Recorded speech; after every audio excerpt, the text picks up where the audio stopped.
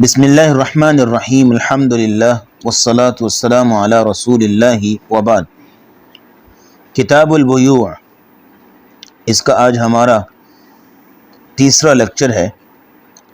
بلوغ المرام حدیث نمبر 778 سے آج ہم پڑھیں گے۔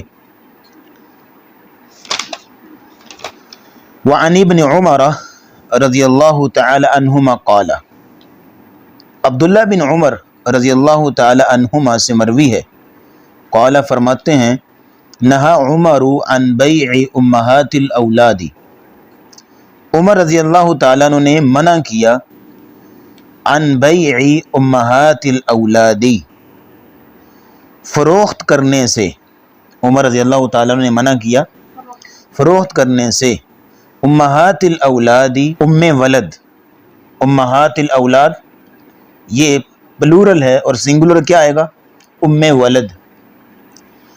ولد وہ لونڈی ہوتی ہے کہ جس سے مالک کا بچہ پیدا ہو جائے، جس کی لونڈی ہے اس کا بچہ پیدا ہو جائے، اسے ولد کہتے ہیں۔ تو عمر رضی اللہ تعالیٰ عنہ نے ایسی لونڈی کو بیچنے سے منع کیا۔ فقال، تو فرمایا کہ ایسی لونڈی کے متعلق 3 باتیں منع ہیں۔ کتنی باتیں؟ نمبر 1، لا تباع، اس کو بیچا نہیں جائے گا۔ ولا توہب، اس کو ہبہ بھی نہیں کیا جائے گا، گفٹ۔ یعنی ایسی عورت جو لونڈی ہے اور اس سے مالک کا بچہ پیدا ہو گیا، اب آپ اس کو آگے نہیں بیچ سکتے اور اس کو ہبہ بھی نہیں کر سکتے کہ آپ اس کو ایز اے گفٹ کسی کو دے دیں۔ ولا تورث، اور نہ ہی اس کو بطور وراثت تقسیم کیا جائے گا۔ یہ نہیں ہے کہ اس کا مالک فوت ہو گیا تو اس عورت کو وراثت کا مال سمجھ کے آپ وراثت کے مال میں اس کو بھی تقسیم کریں۔ تو آپ ویسے ہی چھوڑ سکتے ہیں کہ میں نے جانے دیا دیا۔ اس کے بعد ابھی بات آئے گی اس کے بارے میں۔ تیسری بات یہ ہے کہ اس کو بطور وراثت بھی تقسیم نہیں کیا جائے گا۔ ولا تورث یستمتع، اس سے فائدہ اٹھایا جائے گا، ما بدا لہ، جب تک وہ اس کے لیے ظاہر ہو، جب تک اس کے پاس ہو وہ لونڈی۔ فاذا مات، اور جب مالک مر جائے، فہی حرۃ، تو پھر وہ لونڈی آزاد ہے۔ یہ ہے اس کے ساتھ کہ جب اس کا مالک فوت ہو گیا تو وہ لونڈی کیا ہے؟ آزاد ہے۔ عرب کے اندر ایسا ہوتا تھا کہ جب ولد کا مالک مر جاتا تو اس کو یوں ہی اس کا بچہ کہیں ہے اور وہ عورت کیا ہے کہیں اور، اس کو بیچ دیا جاتا یا اس کو ہبہ کر دیا جاتا یا اس کو بطور وراثت تقسیم کر دیا جاتا۔ بہرحال ہم اس حدیث کو ایک سلیبس کے طور پہ پڑھیں گے۔ ہمارے یہاں زمانے میں تو ایسا کوئی رواج نہیں ہے، سسٹم نہیں ہے، لہذا زیادہ اس پہ ڈیٹیل بات نہیں کریں گے۔ لیکن ایک بات یہاں نوٹ کر لیں کہ اگلی حدیث جو آ رہی ہے وہ اس کے متضاد ہے، اس کے الٹ ہے۔ تو دونوں کے اندر کیا تطبیق ہے وہ بھی آپ کے سامنے رکھتے ہیں۔ اس حدیث کے اینڈ میں کہتے ہیں رواہ مالک، اس کو امام مالک نے روایت کیا ہے۔ کون سی کتاب ہے؟ موطا امام مالک، اس نے روایت کیا ہے، والیوم نمبر 2 پیج نمبر 232۔ والبیہقی، اور امام بیہقی نے روایت کیا ہے اپنی سنن میں، والیوم نمبر 1 پیج نمبر 342۔ وقال، اور امام بیہقی نے فرمایا ہے، رفعہ بعض الرواة، بعض راویوں نے اس حدیث کو مرفوع قرار دیا ہے۔ مرفوع مطلب رسول اللہ صلی اللہ علیہ وسلم کا حکم، مرفوع مطلب رسول اللہ کا حکم۔ لیکن وہ کہتے ہیں فواہیم، جس نے بھی اس روایت کو مرفوع کہا ہے کہ رسول اللہ کا حکم ہے، اس نے کیا کیے؟ اس کو وہم ہوا ہے، اس کی غلطی ہے۔ امام دارقطنی اور ابن دقیق العید، یہ دونوں محدث کہتے ہیں کہ یہ روایت موقوف ہے، یعنی سیدنا عمر رضی اللہ تعالیٰ عنہ صحابی رسول کا قول ہے، موقوف ہے۔ اسی لیے روایت میں کیا آ رہا ہے کہ ابن عمر کہہ رہے ہیں نہا عمر رضی اللہ نے منع کیا. تو عمر رضی اللہ تعالیٰ نے کب منع کر سکتے ہیں؟ اپنے دور حکومت میں، اپنے دور خلافت میں. دوسری حدیث پڑھیے آگے، اگلی ہے 779. وعن جابر رضی اللہ تعالی عنہ قال، جابر رضی اللہ تعالیٰ عنہ سے مروی ہے، فرماتے ہیں کننا نبیع سرارینا، ہم بیچ دیتے تھے اپنے ولد لونڈیوں کو. کننا نبیع، ہم بیچ دیتے تھے سرارینا، اپنی لونڈیوں کو، امہات الاولادی، جو ولد ہوتی تھیں. والنبی صلی اللہ علیہ وسلم حی، اور نبی صلی اللہ علیہ وسلم زندہ تھے، موجود تھے. تو نبی کریم صلی اللہ علیہ وسلم کی زندگی میں کسی کام کا ہونا آپ کے سامنے، یہ اس کام کے جواز کی دلیل ہوتا ہے، جس کو تقریری حدیث بھی کہتے ہیں. رائٹ. لا یرا بذالک بأسا، تو نبی کریم صلی اللہ علیہ وسلم نہیں دیکھتے تھے اس چیز کو کوئی حرج کے طور پہ. لا یرا ذالک بأسا، نبی کریم صلی اللہ علیہ وسلم اس بات کو کوئی حرج کے طور پہ نہیں دیکھتے تھے. لا یرا بذالک بأسا، آپ کی رائے، آپ کا حکم اس کے مخالف نہیں ہوتا تھا. رواہ النسائی، اس کو امام نسائی نے روایت کیا ہے سنن الکبریٰ میں. وابن ماجہ، اور ابن ماجہ نے روایت کیا ہے 2517. والدارقطنی، اور امام دارقطنی نے روایت کیا ہے 37. وصححہ ابن حبان، اور ابن حبان نے اس کو صحیح کہا ہے 1215. اب یہاں جو بات کہی جا رہی ہے کہ نبی کریم صلی اللہ علیہ وسلم زندہ تھے اور آپ اس عمل میں کوئی حرج نہیں دیکھتے تھے. ابن حزم کہتے ہیں کہ اس میں کنفرم نہیں ہے کہ رسول اللہ صلی اللہ علیہ وسلم کو بھی اس بات کی خبر تھی. ابن حزم نے اپنی کتاب المحلہ میں یہ بات لکھی ہے کہ یہ کنفرم نہیں تھا کہ رسول اللہ کو بھی اس بات کا علم تھا. کنفرم تو تب ہوگا نا، کسی چیز کو تقریری حدیث کا درجہ آپ تب دیں گے کہ جب آپ کو کنفرم ہو کہ رسول اللہ کے سامنے یہ کام ہو رہا تھا. ہو سکتا ہے رسول اللہ کے سامنے نہ ہوا ہو. بہرحال یہ روایت جو ابھی آپ کے سامنے پڑھی ہے جابر رضی اللہ تعالیٰ عنہ کی روایت سے، یہ مرجوح ہے، اور پچھلی جو روایت ہے وہ راجح ہے، یعنی اس پہ عمل ہوگا، اوتھینٹک ہے. اور یہ دوسری کیا ہے؟ مرجوح ہے. پچھلی روایت میں کیا آیا تھا کہ ولد کو بیچنا جائز، اور اس میں کیا ہے کہ بیچنا جائز ہے.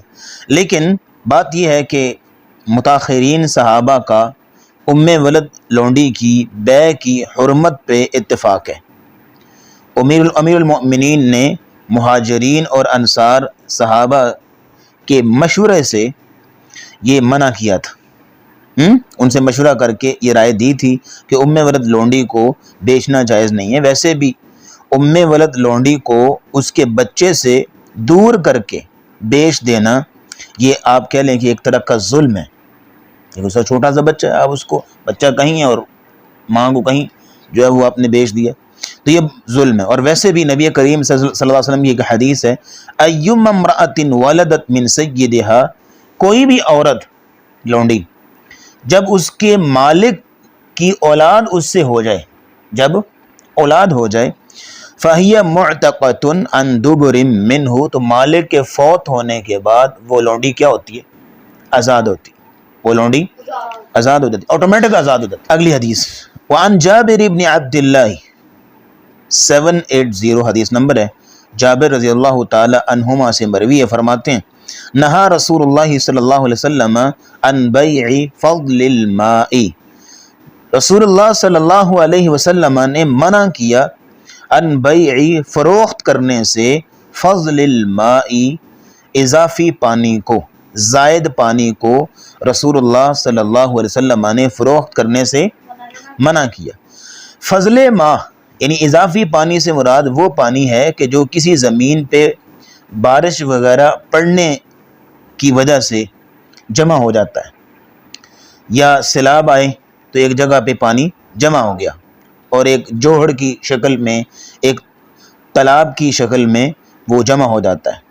تو کسی کے لیے جائز نہیں ہے کہ وہاں پہ بیٹھے اور قبضہ کر کے وہ سارا پانی اپنے قبضے میں لے لے اور اس کو بیچنا شروع کر دے، یہ کسی کے لیے جائز نہیں ہے، بلکہ یہ تمام کا حق ہے، ہر ایک کا اس حصہ ہے، کیونکہ وہ کسی کی محنت نہیں ہے نا اس پہ.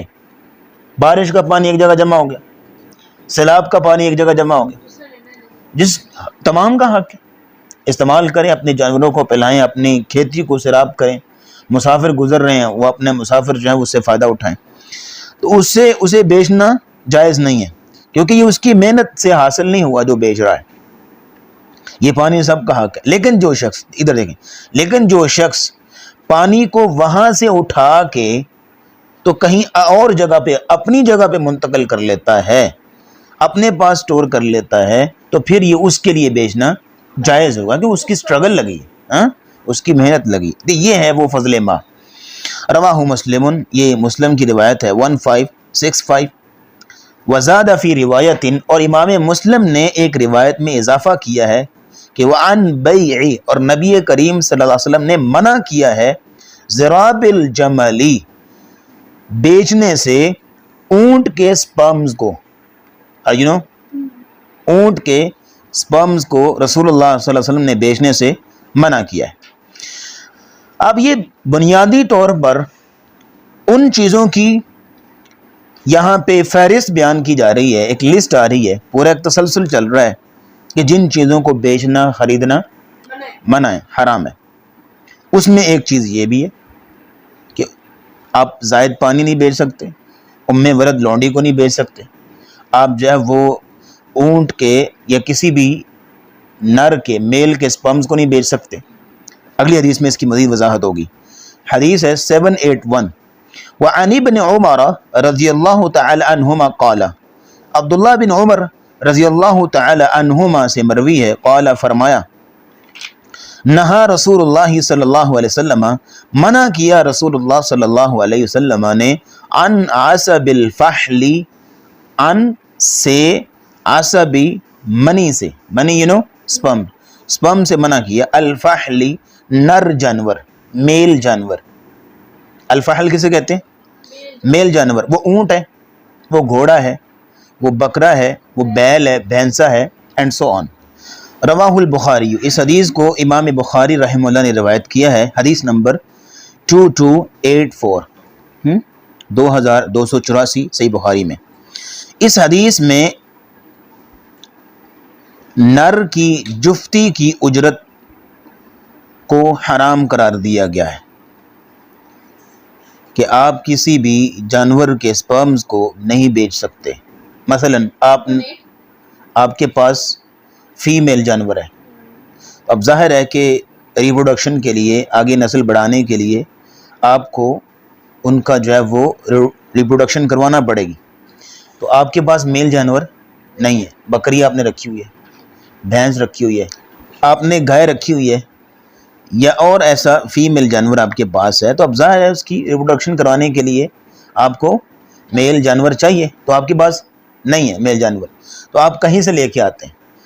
تو اب ظاہر ہے کہ اس شخص نے جس سے آپ میل جانور لے کے آ رہے ہیں وہ اس کو پال رہا ہے، تو وہ کچھ نہ کچھ تو لے گا، لیکن رسول اللہ صلی اللہ علیہ وسلم نے منع کیا. لیکن آپ رواداری کا مظاہرہ کرتے ہوئے کچھ چارہ وغیرہ آپ دے سکتے ہیں، جو بطور اجرت نہیں ہے، وہ مانگ نہیں رہا، نہ وہ ڈیمانڈ کر رہا ہے، آپ اپنی خوشی سے. اب ظاہر ہے کہ اس میں قوت لگتی ہے میل جانور کی، تھکاوٹ ہوتی ہے اس کو، تو آپ کیا کرتے ہیں، کوئی چارہ وغیرہ، کوئی اس طرح کی چیز آپ اس کو دے دیتے ہیں. تو یہ ایک رواداری میں آتا ہے، اس میں کوئی حرج نہیں ہے. البتہ بیچنا جائز نہیں ہے. جیسے آج تو بہت میڈیکل کا جو ڈپارٹمنٹ ہے ایڈوانس ہو چکا ہے، وہ کیا کرتے ہیں، ایک عورت جو بے اولاد ہے وہ کسی بھی رینڈم میل کے سپرمز کو لے کر کسی شیشی وغیرہ میں، تو اس میں جا کے اس میں عورت میں اڈاپٹ کر دیتے ہیں، جس سے وہ بچہ پیدا ہوتا ہے. تو یہ بھی ایک زنا کے اور حرام کے زمرے میں آتا ہے. اگلی حدیث پڑھیں جی. وعنہ ان رسول اللہ صلی اللہ علیہ وسلم نہا عن بیع حبل الحبلہ. حدیث نمبر ہے بلوغ المرام کی 782، اور اس باب کی حدیث نمبر 15 ہے. وعنہ اور انہی سے مروی ہے، کن سے؟ یہ عبداللہ عبداللہ بن عمر رضی اللہ تعالیٰ عنہ سے، وہ فرماتے ہیں کہ ان رسول اللہ صلی اللہ علیہ وسلم، بے شک رسول اللہ صلی اللہ علیہ وسلم نے منع کیا ان بیع حبل الحبالہ، بیچنے سے، حبل الحبالہ، حاملہ کے حمل کو، کہ آپ کسی حاملہ کے، کسی حاملہ جانور کے حمل کو نہ بیچ سکتے ہیں اور نہ خرید سکتے ہیں۔ ان بیعی آپ نے منع کیا، حبل الحبلہ حاملہ کے حمل کو بیچنے سے منع کیا۔ ابھی اس حدیث کو مکمل کرتے ہیں تو پھر اس کا مفہوم بھی آپ کے سامنے رکھتے ہیں۔ وَكَانَ بَيْعًا، اور یہ ایسی خرید و فروخت ہے، وَكَانَ بیعًا ایسی خرید و فروخت ہے، یتبایعہ اہل الجاہلیتی، جس کو اہل جاہلیت میں، اہل جاہلیت جس کو اختیار کرتے تھے، ایسی بیع ہوتی تھی۔ اس کے دو معنی ہیں، بیع حبل الحبلہ کے دو معنی ہیں، حاملہ کے حمل کو بیچنا۔ اس کا پہلا معنی تو یہ ہے کہ حاملہ کے پیٹ میں جو بچہ ہے آپ اس کو بیچ دیں، کہ یہ جو سے پیدا ہونے سے پہلے یس کس طرح پرائس لگا دو، جو پیدا ہوگا آپ لے لیں۔ جب ایک جانور ہے فیمیل، وہ پریگننٹ ہے، تو آپ نے کیا کیا؟ سودا لگا دیا اس کے پیٹ میں۔ جانوروں کے اندر انسانوں کے اندر ڈونیشن نہیں ہو سکتی۔ دیکھیں جانوروں کے اندر تو ڈونیشن ہوگی، ظاہر ہے، اس کے علاوہ آپ کے پاس چارہ کیوں نہیں، لیکن انسانوں کے اندر ڈونیشن بھی منع ہے۔ کیونکہ وہ بچے کے ساتھ ظلم ہے۔ بچے کے ساتھ ظلم نہیں ہے، یہ حرام ہے زنا کے زمرے میں، کہ آپ کسی ایسے مرد کے سپرم کو استعمال کر رہے ہیں جو اس عورت کا مرد نہیں ہے، اس عورت کا خاوند نہیں ہے، تو بچہ کیا ہوگا؟ حرام کا ہوگا، اور نسب میں فرق آئے گا کہ یہ اس کا بچہ ہی نہیں ہے جس کا نسب ہے، اور وہ والد فوت ہوا ہے، یعنی اس عورت کا جو خاوند ہے وہ فوت ہوا ہے، تو اب اس کے ہاں جو بچہ ہوا پیدا ہوا تو اس کا بیٹا نہیں، وہ کسی اور کا ہے، کسی اور کا نطفہ ہے وہ نا، کسی اور کے سپرم میں، تو وراثت میں بھی مسئلہ ہوگا، گڑبڑ ہوگی، اور پھر پردے کے جو مسائل ہیں وہ الگ ہیں۔ تو انسانوں میں اندر ڈونیشن نہیں ہے، ہاں یہ ہے کہ شادی کی جائے اس صورت میں ہو سکتا ہے۔ اچھا ہم بات کر رہے تھے ان بیع حبل الحبلہ، حاملہ کی حمل کی خرید و فروخت رسول اللہ نے منع کیا۔ اس کی پہلی صورت تو یہ ہے کہ حاملہ کے پیٹ میں جو بچہ ہے اس کو بیچ دینا، وہ کوئی بھی فیمیل جانور پریگننٹ ہے تو آپ اس کے پیٹ میں جو بچہ ہے اس کا سودا کر لیں اور اس کو بیچنے لگ جائیں، تو یہ منع ہے، کیونکہ اس کے اندر جہالت ہے۔ جہالت سمجھتے ہو؟ لا علمی، کنفرم نہیں ہے،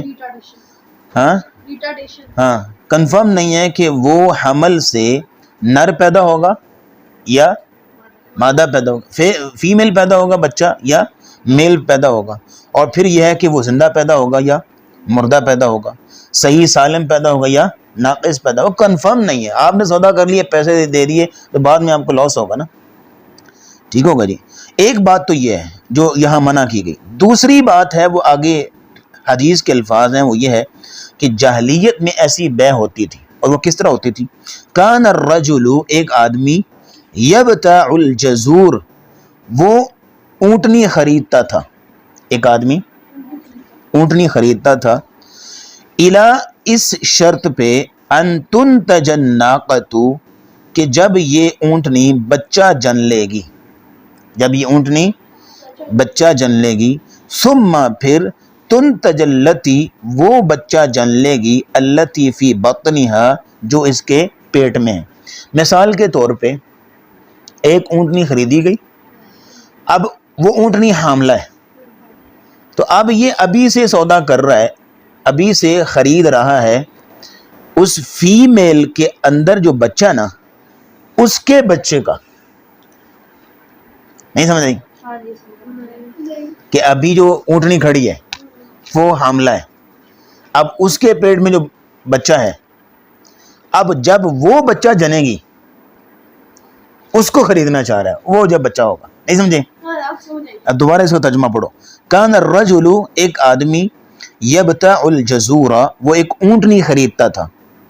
الی ان تنتج الناقۃ کہ اس شرط پر ان تنتج الناقۃ کہ جو اونٹنی بچہ جن لے گی. ثم پھر تنتج التی فی بطنہا وہ بھی بچہ جن لے جو اس وقت اس اونٹنی کے پیٹ میں ہے. اب اس میں جہالت در جہالت کہ حاملہ کے پیٹ میں جو بچہ نا جب وہ پیدا ہوگا تو اس کے حمل کو ابھی سے بیچ دے. جب وہ پیدا ہوگا اس کے حمل کو ابھی سے بیچ دے. یہ ممنوع ہے کیونکہ ہم نے بتایا کہ یہ جہالت در جہالت ہے. ایک تو یہ ہے کہ حمل کے نر یا مادہ ہونے کا علم نہیں کہ ابھی جو اس اونٹنی کے پیٹ سے بچہ پیدا ہوگا وہ نر ہے یا مادہ, وہ زندہ پیدا ہوگا یا مردہ پیدا ہوگا. پھر یہ ہے کہ وہ بلوغ تک پہنچے گا کہ نہیں.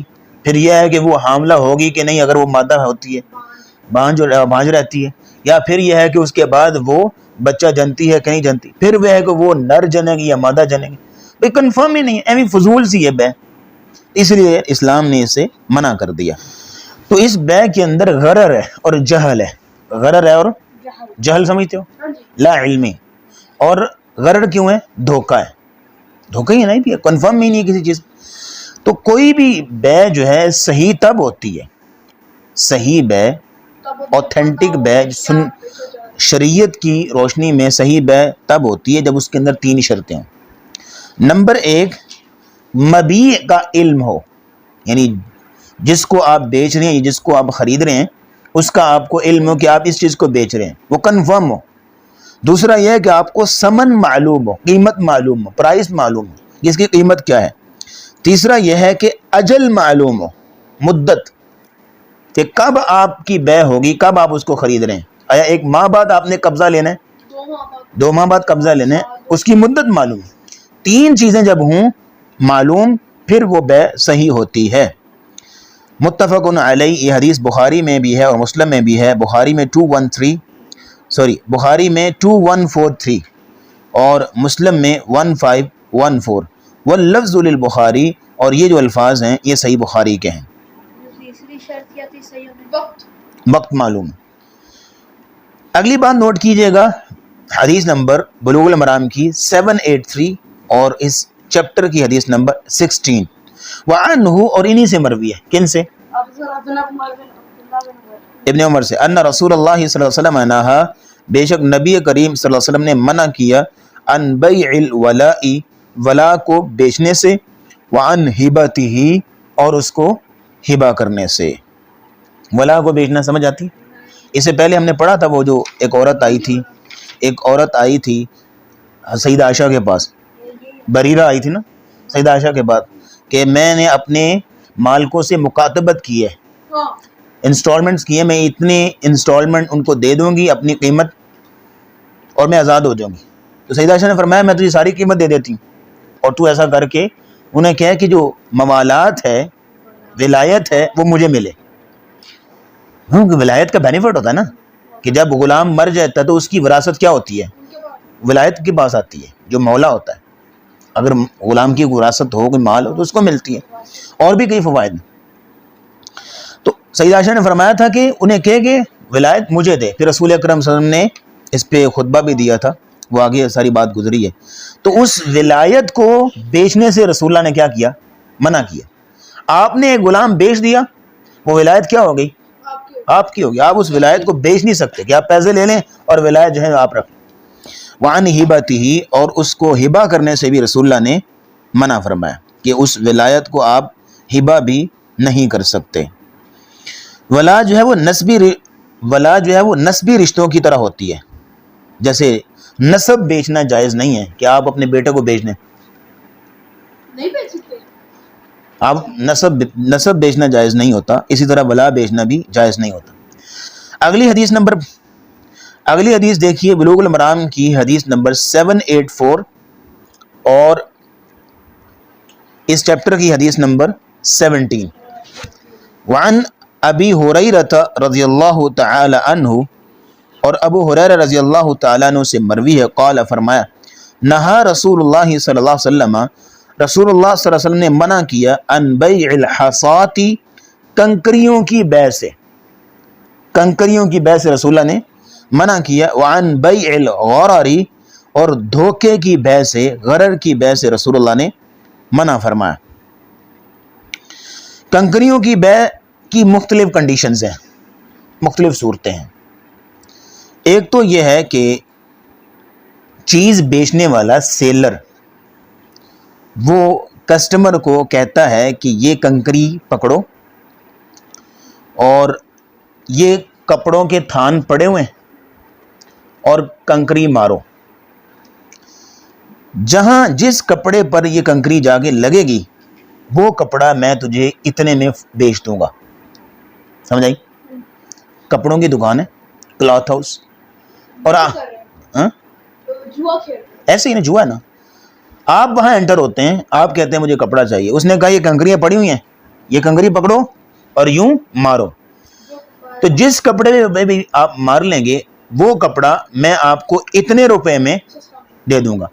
اب پتہ نہیں وہ ایسے کپڑے پہ کنکری لگے جا کے جو بہت ہی سستا ہے بہت ہی مہنگا، یا بہت ہی مہنگا ہے، اگر تو ایسے کپڑے پہ لگا جو کہ بہت ہی سستا ہے تو اس میں کسٹمر کو بینیفٹ ہوا اور کسٹمر کا جو ہے وہ نقصان ہوا، اور سیلر کا کیا ہوا؟ فائدہ ہوا۔ اور اگر وہ کپڑا بہت ہی مہنگا ہے مشین کے پر لگا ہاں تو پھر کیا ہو، کس کو نقصان ہوگا؟ سیلر کو نقصان ہوگا اور کسٹمر فائدے میں رہے گا۔ ایک صورت تو یہ ہے۔ دوسری صورت، بکریوں کے ریوڑ کے پاس آپ جاتے ہیں تو آپ کوئی بکریاں لیتے ہیں تو اس میں مالک کہتا ہے، سیلر کہتا ہے کہ آپ یہ کنکریاں پکڑیں اور کسی بھی بکری پہ ماریں اور وہ بکری میں آپ کو اتنے میں فروخت کر دوں گا، نہیں؟ اسی طرح زمین ہے، آپ زمین لینے جاتے ہیں، آپ زمین پلاٹ لینے جاتے ہیں تو اس میں وہ کہتا ہے کہ آپ یہ کنکری پکڑیں اور ماریں، جہاں تک آپ کی کنکری جائے گی اتنی زمین آپ کو میں اتنے پیسے میں دے دوں گا، سمجھ آئی؟ یہ ہے کنکریوں کی بیع، اور اس سے رسول اللہ نے ایسی بیع ہوتی تھی، رسول اللہ نے منع فرمایا، ایسی بیع ہوتی تھی تبھی منع کی نا، تو یہ اس میں غرر ہے، دھوکہ ہے اور جوا ہے۔ اسی طرح ایک اور کنڈیشن یہ ہے کہ زمین سے کنکریاں پکڑتا ہے، کہتا ہے جتنی مرضی کنکریاں پکڑ لو، تمہاری مٹھی میں جتنی کنکریاں آ گئیں اتنی بکریاں میں تمہیں دے دوں گا اتنے پیسے میں۔ پھر اسی طرح ایک اور یہ ہے کہ وہ کہتا ہے کہ آپ اپنی مٹھی میں کنکریاں پکڑ لیں، جتنے آپ کی مٹھی میں کنکریاں آئیں گی اتنے تھان کپڑے کے میں آپ کو دے دوں گا، مطلب پیس کپڑے کے۔ تو اس طرح یہ بیع ہوتی تھی کنکریوں کی، تو رسول اکرم صلی اللہ علیہ وسلم نے اس سے کیا کیا؟ منع فرمایا۔ رواہ مسلم، یہ حدیث مسلم میں 1513۔ ایک بیع اس میں منع کیا، بیع الحصا، جو کنکریوں کی بیع، وضاحت ہوگی آپ کے سامنے۔ دوسرا ہے وعن بیع الغرر، دھوکے کی بیع، اس میں کوئی بھی بیع ہو سکتی جس کے اندر دھوکا ہو، فراڈ ہو، اسے کیا کیا؟ منع کیا رسول اللہ نے، اسے رسول اللہ نے منع کیا۔ یہ دونوں بیع حقیقت میں شرعاً واقع ہی نہیں ہوتی۔